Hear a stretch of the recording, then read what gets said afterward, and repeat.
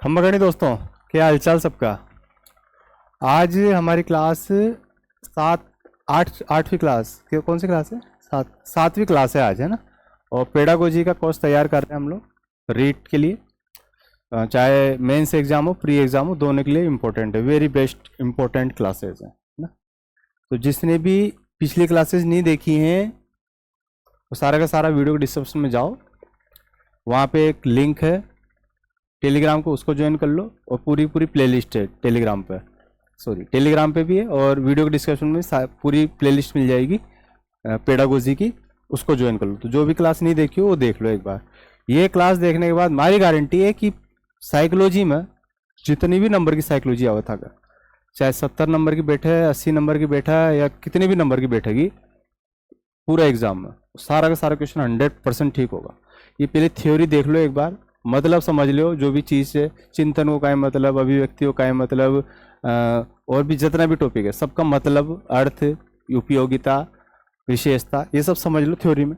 फिर उसके बाद सारा की सारी जो भी है पूरी की पूरी हम लोग तैयारी करेंगे बेस्ट तरीके से क्वेश्चन आंसर की, है ना। मतलब ऐसी तैयारी कि कुछ भी ना छूटे, कुछ भी ना छूटे, ऐसी तैयारी कि वो 70 नंबर की 70 नंबर की साइकोलॉजी आई है तो 70 नंबर पूरी आनी चाहिए। ऐसा नहीं कि 70 नंबर में 2 नंबर चल जाओ तो अफसोस है कि भाई 2 नंबर ना आया। 2 नंबर ना छोड़ना, वो 2 नंबर भी लेना। पूरी की पूरी साइकोलॉजी 70 नंबर तो 70 नंबर, 80 नंबर तो 80 नंबर, जितना भी नंबर की पेपर में साइकोलॉजी बैठेगी पूरा को पूरा पेपर में सारा का सारा क्वेश्चन सही करना, उस तरीके की तैयारी है ना। तो क्लास को याद न करनी, जो भी लिखे हो कुछ भी याद न करना, केवल डीप से अर्थ समझना है। चिंतन को एकदम अर्थ समझना है कि चिंतन काहे चाहिए, क्या है चिंतन, है ना। ऐसे जितने भी टॉपिक हैं सबका अर्थ, उपयोगिता, विशेषता, ये सब समझनी, याद कुछ नहीं करना है। याद करने बैठोगे तो कुछ नहीं समझ में आएगा, कुछ नहीं पल्ले पड़ेगा, कुछ नहीं याद कर पाओगे, समझना है। तो आज का टॉपिक है हमारा चिंतन।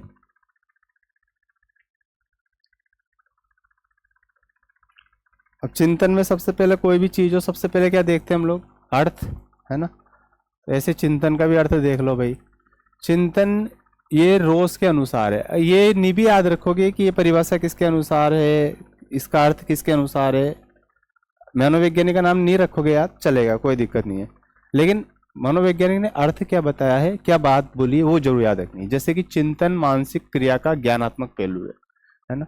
छोटी सी लाइन है लेकिन बहुत सारे क्वेश्चन बना के दे देगी छोटी सी लाइन। अब इसको समझना उस तरीके से कि बहुत सारा क्वेश्चन हमारा ठीक हो जाएगा। ठीक है। चिंतन यानी कि सोच विचार,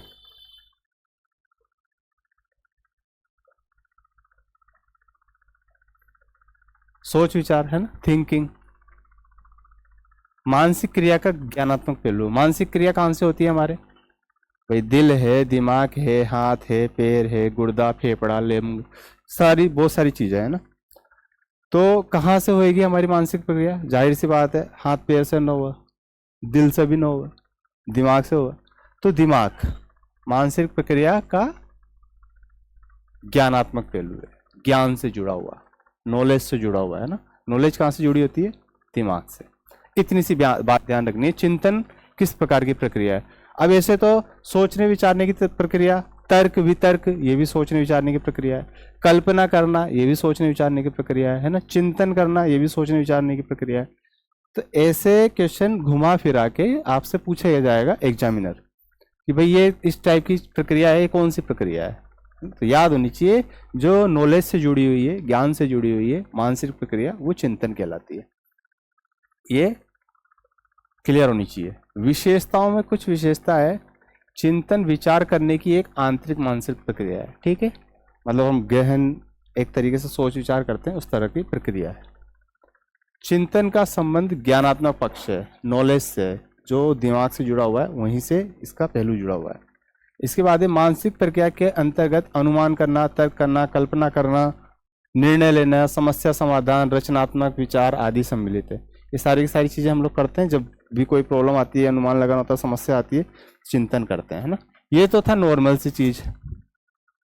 इतनी दूर तक तो हम क्या समझे, इसका अर्थ समझे, ठीक है। चिंतन का आरंभ समस्या उत्पन्न होने से होता है और समस्या समाधान तक चलता है। ये था एकदम डीपली तरीके से अर्थ को समझना कि आखिर चिंतन है क्या। बहुत डीपली समझ गए हम लोग कि क्या है चिंतन। अब यही बात आती है कि भाई जो चीजें होती है, क्वेश्चन कहाँ से बनता है। तो जो क्वेश्चन बनता है, अब जो पीडीएफ नीचे चलेगा यहां से क्वेश्चन बनेगा। अभी तक हम लोग अर्थ देखे थे, ठीक है, बस खाली ये समझना है आपको। अब क्वेश्चन किसी भी तरीके से आ जाए, चिंतन क्या है, किस प्रकार की प्रक्रिया है, किस तरीके से काम करती है, तो आप लोग समझ जाओगे चिंतन है ये चीज़, ना कि ये तर्क है वितर्क। क्योंकि क्वेश्चन दे दिया, वहाँ उलझ ही जाओ, तर्क वितर्क का क्वेश्चन है, कल्पना का क्वेश्चन है कि चिंतन का क्वेश्चन है। तो चिंतन का इसलिए अर्थ पूरा अच्छे से समझने होना चाहिए। इसका एक सूत्र है कि जहाँ पे समस्या होगी वहाँ पे चिंतन होगा। तो समस्या प्लस चिंतन, इससे क्या होगा, क्या निष्कर्ष निकलेगा, समस्या का समाधान होगा। ठीक है, ये समस्या समाधान, ये सूत्र है इसका। अब चिंतन के प्रकार जो हैं, ये जिक्वार्डो ने 1977 में दिया था। अब देखो, चिंतन के प्रकार समझाने वाले यो एकमात्र वैज्ञानिक तो है नहीं, है ना, ये कोई फरिश्ता तो है नहीं कि बस इसी ने बताया और किसी ने भी नहीं बताया। तो बहुत सारे लोगों ने बताया कि चिंतन के प्रकार का क्या है, लेकिन अब बहुत सारे प्रकार में से कोई एक प्रकार तो ऐसे चुनते हैं जिसको सब लोग माने। तो बहुत सारे लोगों में से ये जिक्वार्डो को उठाया ऐसा मतलब इसका जो तरीका था वो सबको अच्छा लगा। एनसीईआरटी को भी अच्छा लगा ये तरीका। तो एनसीईआरटी ने भी बोलो भाई यो जो बोले हो जिक्वार्डो, इसके अनुसार हम भी हमारे हिसाब से वही बोलेंगे जो जिक्वार्डो ने बोला। तो एनसीईआरटी के अनुसार भी चिंतन के यही प्रकार है, जो जिक्वार्डो के अनुसार है वही एनसीईआरटी के अनुसार भी प्रकार है। अभी आगे समझ में आ जाएगा। और दो प्रकार के चिंतन बताया इसने, स्वलीन चिंतन और यथार्थवादी चिंतन, है ना। ये पहला प्रकार है, ये पहला प्रकार, ये दूसरो। स्वलीन चिंतन ऑटिस्टिक, स्वलीन से मतलब स्वयं से चिंतन करना, ठीक। और यथार्थवादी चिंतन यानी कि जो सच है केवल उसी पे चिंतन करना। यहाँ तो सच पे झूठ पे किसी भी तरीके का चिंतन करो, खुद से चिंतन करना, खुद की मर्जी में जो आ रहा है वही चिंतन करो। यहाँ पे है यथार्थवादी चिंतन, मतलब जो सच है उसके आधार पे चिंतन करना। अब सच के आधार पे भी तीन प्रकार के चिंतन है। पहला चिंतन अभिसारी, दूसरा अपसारी, तीसरा आलोचनात्मक। अब इन तीनों को अच्छे से समझना बहुत इंपॉर्टेंट है, यहां से क्वेश्चन जरूर बनता है। देखो मैंने बताया ना कि एनसीईआरटी के अनुसार चिंतन के ये भी वही प्रकार है, स्वलीन चिंतन और यथार्थवादी चिंतन। इसने भी वही माना है एनसीईआरटी ने जो जिक्वार्डो ने बोला है। तो स्वलीन चिंतन में क्या है, ऐसी कल्पना करना जिसका वास्तविकता से कोई लेना देना नहीं है। अपनी मर्जी से मर्जी पड़े चाहे जैसी चिंता करो, ओ मैं मोदी जी बन गया, मैं गृह मंत्री बन गया, मैं प्राइम मिनिस्टर बन गया, मैं रोनाल्डो बन गया, और मैं सचिन तेंदुलकर बन गया, और मैं फलाना बन गया, और मैं ढीम को बन गया। तो यो वालो चिंतन है ना, मतलब जो कोई रोक टोकी कोई ना, कहीं भी चिंतन करो, हमारी कैटरीना से शादी होगी, तुम्हारी आलिया से शादी होगी, तुम्हारी इससे होगी, हमारी उससे होगी, मर्जी पड़े जो चिंतन करो, यहाँ पे कोई रोक टोक है ना, है ना। झूठी कल्पना करना, ख्याली पुलाव करना, मर्जी पड़े जो करो। अब इसके बाद है यहाँ पे यथार्थवादी चिंतन। इसका वास्तविकता से लेना देना होता है, जो आपकी लाइफ से जुड़ा है, जो आपकी लाइफ में सच है। हर किसी की लाइफ में अलग अलग सच है, मेरी लाइफ में अलग है, आपकी लाइफ में अलग है, फलाना की लाइफ में अलग है, सबकी लाइफ में अलग अलग सच है। वो अपनी लाइफ के अनुसार जो सच है उस हिसाब से चिंतन करे, इस समाज में जो सच है उस हिसाब से चिंतन करे, इस दुनिया में जो सच है उस हिसाब से चिंतन करे, ठीक है। जैसे कि मान लो ये पंखा चलते चलते रुक जाता है, तो विचार करना कि किस कारण से बंद हो सकता है। ये माँ को पंखो है ना, ये चलता चलता रुक गया, भाई लाइट चली गई होगी, ये कारण रुक गया होगा, एक पहलो कारण यो, एक मोटर फट गई होगी, ये कारण रुक गया होगा, दूसरो प्रकार हो गयो, है ना। और भाई काफ़ी पुराना हो गयो, चलता चलता बूढ़ो हो गयो, है ना, दम निकल गयो इनको, तो रुक गया होगा। तो पंखा चलते चलते रुक गया, विचार कर सकते हैं हम लोग किस कारण से रुका है ना। तो ये है रियल में चिंतन करना। कोई भी समस्या आपके, ये तो एक पंखा चलने वाली समस्या थी, कोई भी समस्या है किसी भी प्रकार की जो आप बिल्कुल सच है दिख रहा है, उस प्रकार से चिंतन करना। अब यथार्थवादी के भी तीन प्रकार होते थे, पहला था स्वलीन चिंतन, दूसरा यथार्थवादी चिंतन। दो प्रकार बताए हैं एनसीईआरटी के अनुसार, है ना। दो प्रकार में यथार्थवादी के भी तीन प्रकार बताए, ठीक है। तो टोटल कितने प्रकार के हो गए, 5 प्रकार के हो गए, है ना। तो अब ध्यान रखना कि यथार्थवादी चिंतन के 3 भाग होते हैं और स्वलीन चिंतन का कोई भाग नहीं है। यथार्थवादी में अभिसारी, अपसारी और आलोचनात्मक, ये 3 प्रकार देखे थे हमने ऊपर। अब यहाँ थोड़ा डिटेल में देख लो इसको।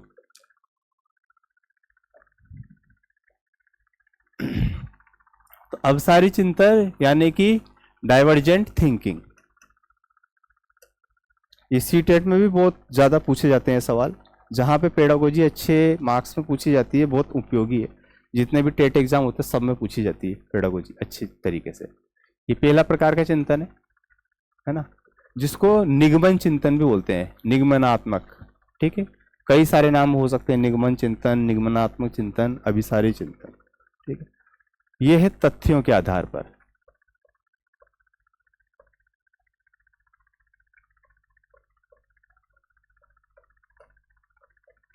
तथ्यों के आधार पर निष्कर्ष निकालना, बंद अंत वाले प्रश्न अर्थात समस्या के बारे में सिर्फ एक ही हल होना। ऐसा इस तरीके से सोचना आपका कि कोई समस्या है आपके सामने, केवल एक ही तरीके से सोच रहे हो आप, बस एक ही तरीके से। जैसे एक कुआं है, उसके अंदर आपसे पूछा गया क्या है इसके अंदर, कुएं के अंदर क्या है, तो सब लोग क्या बोलोगे, खजानो है, माँ का पुरखा का खजानो है कुआं के अंदर, ऐसा तो कोई ना बोलोगे। यही बोलेगे सब लोग पानी है, पीने का पानी है, कुएं के अंदर पीने का पानी है। तो जितनी लोगों से पूछोगे उसका केवल एक ही जवाब आएगा कि कुएं के अंदर पानी है, कुएं के अंदर पानी है ना। ये किस तरह प्रकार का चिंतन है, अभिसारी चिंतन है ना, एक ही जवाब होना, उस चीज का एक ही जवाब होना। जैसे भारत की राजधानी कौन सी है, भारत की राजधानी दिल्ली है, तो एक ही प्रकार, एक ही जवाब है कि दिल्ली है। अब मुंबई थोड़ा बना दोगे, राजस्थान थोड़ा बना दोगे, बनाओगे तो एक ही ना, नई दिल्ली राजधानी है। एक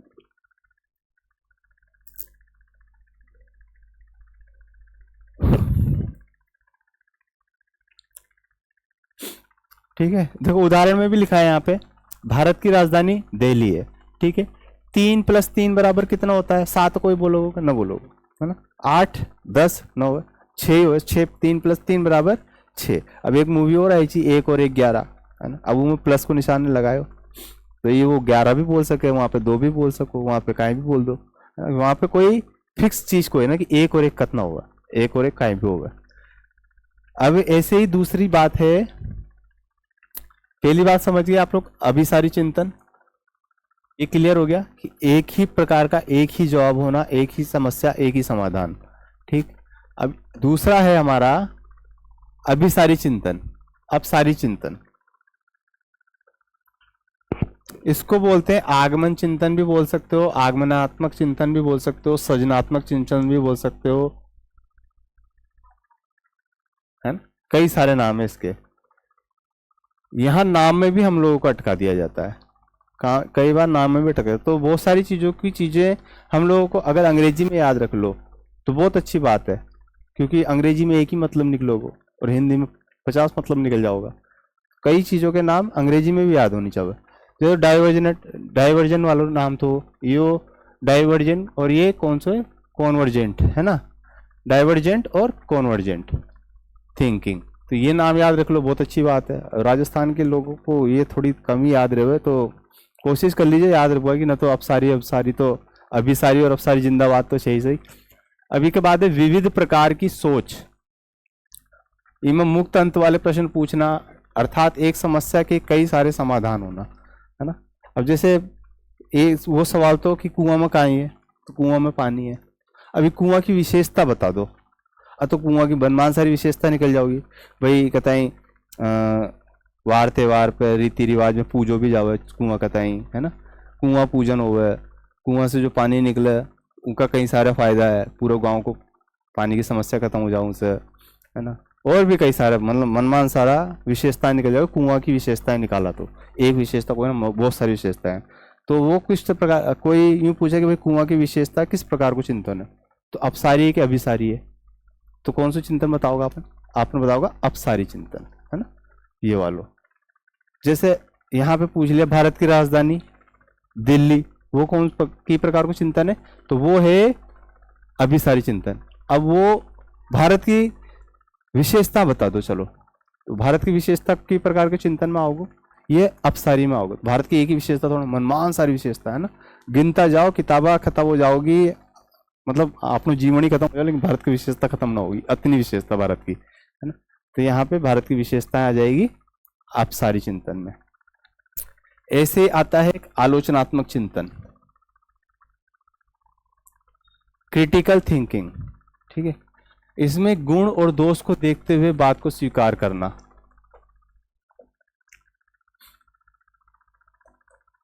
मैं इंसान का गुण भी देखेंगा, दोष भी देखेंगा, है ना, और गुण और दोष के व्याप पे बात रखेंगा कि भाई यो सही है कि गलत है। अब जैसे बोले थे ना, हर पीली चीज सोना न होगा, सही में न होगा।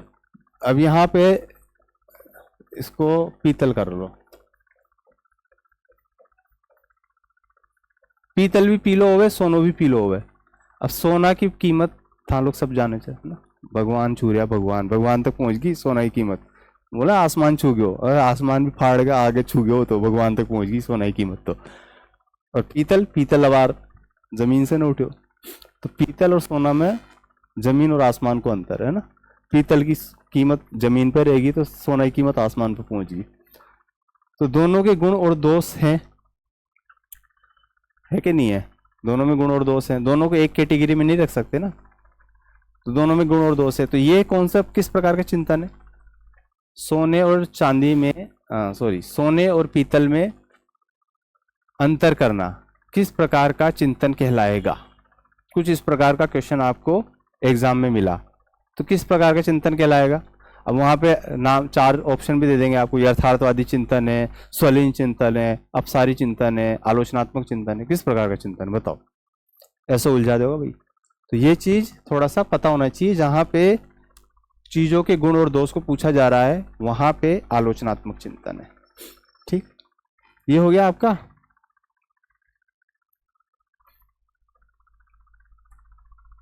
अब यहाँ पे खाली चीज कोई वस्तु के बारे में नहीं, इंसान के बारे में पूछ सके। भाई मोदी जी का गुण दोष बता दो, तो गुण भी बहुत है तो दोष भी बहुत है कि नहीं?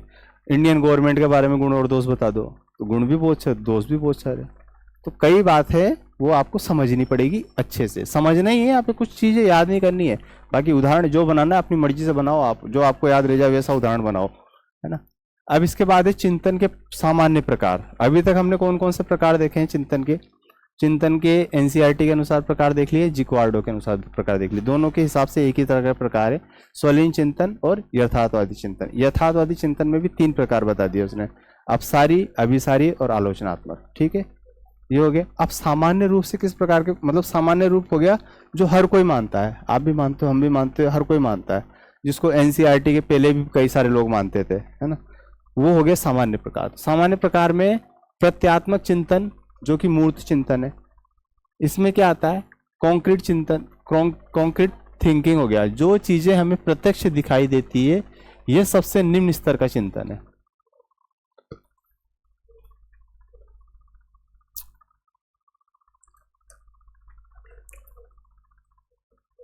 समझ गए बात को? जो चीजें हमें प्रत्यक्ष दिखाई दे रही है, जैसे मोबाइल है, ये प्रत्यक्ष दिखाई दे रहा है।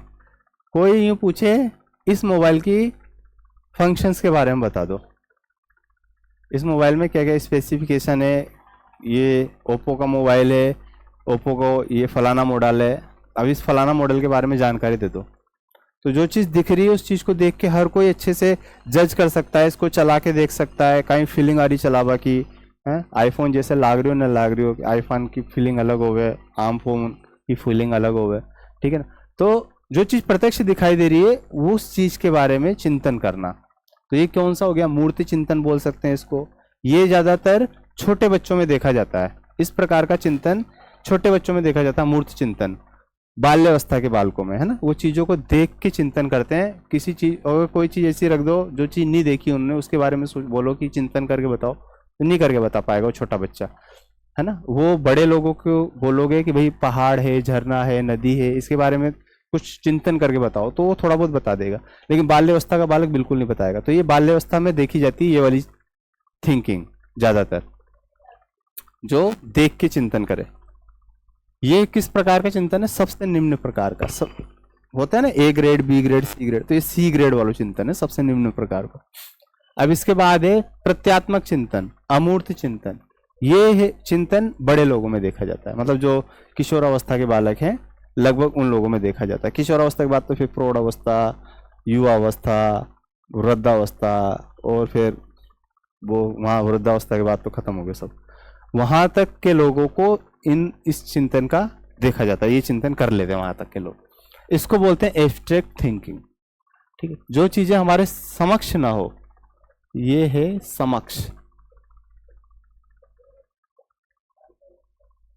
ये पीडीएफ में आपको टेलीग्राम पे भी देता हूँ, तो टेलीग्राम जरूर ज्वाइन कर लेना वीडियो के डिस्क्रिप्शन में आपको, है ना।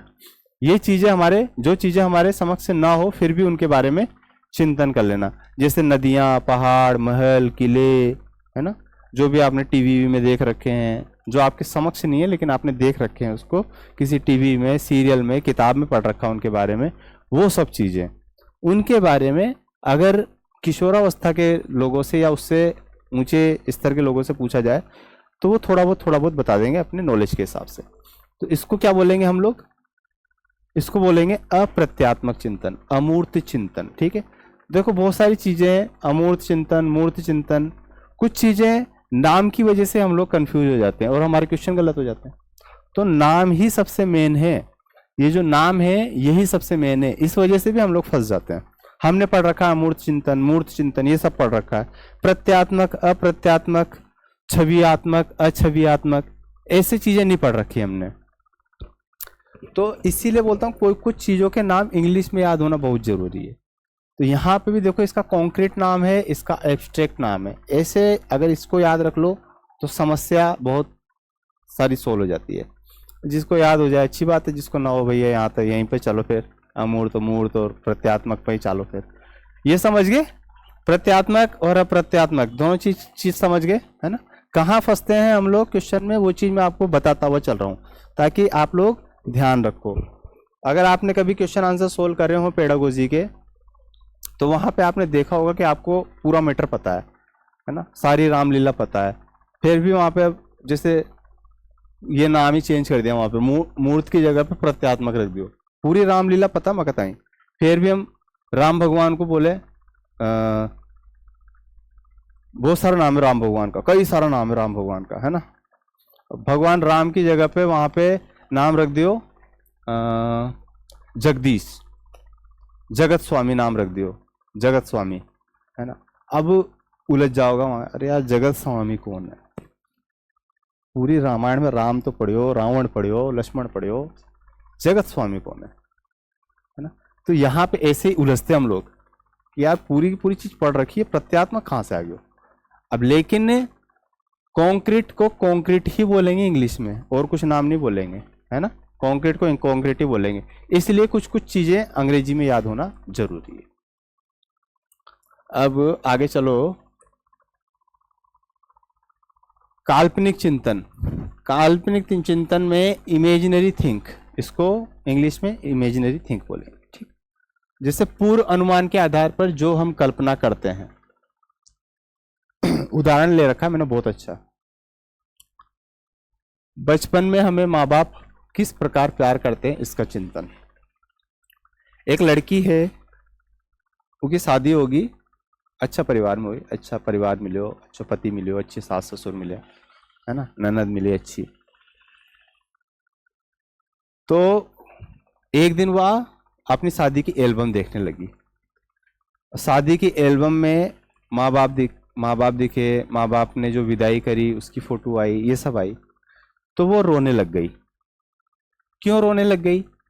क्योंकि वो कल्पना करने लगी है कि मैं जब छोटी थी मेरे को माँ बाप इस तरीके से प्यार करते थे, मेरी छोटी छोटी गलतियों को इस तरीके से माफ़ कर देते थे, इग्नोर कर देते थे, इस तरीके से समझाते थे, है ना। तो इस तरह से कल्पना करती हो छोरी। तो अगर कोई ऐसा क्वेश्चन आ जाए कि एक लड़की की शादी, ये क्वेश्चन ही है जो मैंने आपको उदाहरण दिया, एक क्वेश्चन ही है ना, ये पेडागोजी क्वेश्चन ही है। एक लड़की है, उसकी शादी हो गई थी, वो शादी करके जब अपने ससुराल गई, वहाँ पे कुछ दिनों बाद उसको अपनी एल्बम देखी और एल्बम देख के वो रोने लग गई, है ना, क्योंकि उसको अपने माँ बाप की याद आ रही थी। ये किस प्रकार का चिंतन है? कल्पनात्मक चिंतन, है ना। कल्पना कर रही है, कोई चीज़ समक्ष नहीं है उसके, है ना, और ऐसी भी नहीं है कि उसने कभी अपने माँ बाप को देखा ही नहीं, अगर कभी अपने माँ बाप को देखा ही नहीं होता तो ये अप्रत्यात्मक चिंतन में आ जाता है ना। अभी माँ बाप उसके सामने है नहीं, अगर माँ बाप सामने होती और फिर रोती वो, तो मूर्त चिंतन में आ जाता वो। लेकिन माँ बाप सामने भी नहीं है और माँ बाप को देखा भी है और फिर उनके बारे में सोच रही है वो, तो किस प्रकार का चिंतन हो गया? ये कल्पनात्मक चिंतन हो गया। क्लियर हो गई बात? ये है बात। अब इसके बाद है तार्किक चिंतन, इसको लॉजिकल थिंक बोलते हैं। देखो, किसी चीज या वस्तु के बारे में तर्क विचार करना सर्वोत्तम स्तर कहलाता है। सबसे निम्न स्तर कौन सा है? मूर्त चिंतन, जिसमें देख के चीजों के बारे में बताओ। जैसे ये मोबाइल है, अभी मोबाइल के बारे में बताओ तो देख के बता रहे हैं अपन, है ना। तो मूर्त चिंतन है ये, और ये सबसे निम्न प्रकार को है, सी ग्रेड को। और ए ग्रेड को चिंतन कौन से? तर्क चिंतन, है ना। ये तर्क चिंतन जो है सर्वोत्तम स्तर का होता है, क्योंकि इसमें सच्चाई के ऊपर बात करनी होती है, मतलब जिसका फल मिले, ऐसा चिंतन जिसका फल मिले, ऐसी बहस जिसको बहस करने के बाद कोई निष्कर्ष निकले, इस टाइप का चिंतन होता है ये, है ना, तार्किक चिंतन।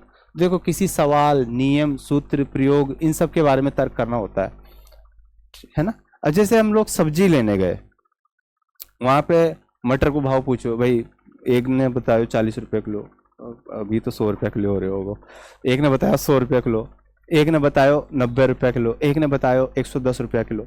ठीक है, तो वो तीनों से तर्क वितर्क करेंगे अपन कि भाई वो तो 90 में दे रहे हो, भले वो 110 को दे रहे हो, लेकिन फिर भी बोलेंगे वो तो 90 में दे रही हो, है ना। वो जो 110 में दे रहे हो उसे बोलेंगे भाई वो 90 में दे रही है, तो तू 110 काय में ले रही हो। तो काफ़ी सारी बहसबाजी होगी, तब वो के भी समझ में आओगी, आपके भी समझ में आओगी। ठीक है, तो वो भी 90 में दे दोगे, तो एक फल निकला, उसका एक निष्कर्ष निकला। 20 रुपया बचा आपका, वो 20 रुपया बचा, तो एक निष्कर्ष निकली है कि भाई वो जो ऊट पटांग रेट ले रही हो जो, वो अब ऊट पटांग न ली हो ना, अब नियम वाली रेट लीजिए ना, जो बना चाहे जो एकदम वो वाली रेट ली हो ना। तो ये बात हो गई, समझ गए ये लोग, है ना। किसी सवाल के बारे में नियम, सूत्र, प्रयोग के बारे में तर्क करना, ये तार्किक चिंतन हो गया। किस प्रकार से चिंतन होता है, मैंने सब्जी का उदाहरण दिया आपको। ठीक, कोई सवाल है, उसमें 4 ऑप्शन है। जैसे भारत की राजधानी दिल्ली है, ऑप्शन दे दिए वहाँ पे महाराष्ट्र, दिल्ली, मुंबई और जयपुर, ऐसे 4 चीज़ें दे दी वहाँ पे। ठीक है, मार साहब ने वहाँ पे जयपुर पे राइट लगा दियो। मार साहब ने जयपुर, बच्चा को याद है कि दिल्ली है, तो बच्चा ऑब्जेक्शन करोगे, सर जी दिल्ली है राजधानी भारत की, जयपुर को है ना, जयपुर तो राजस्थान की राजधानी है।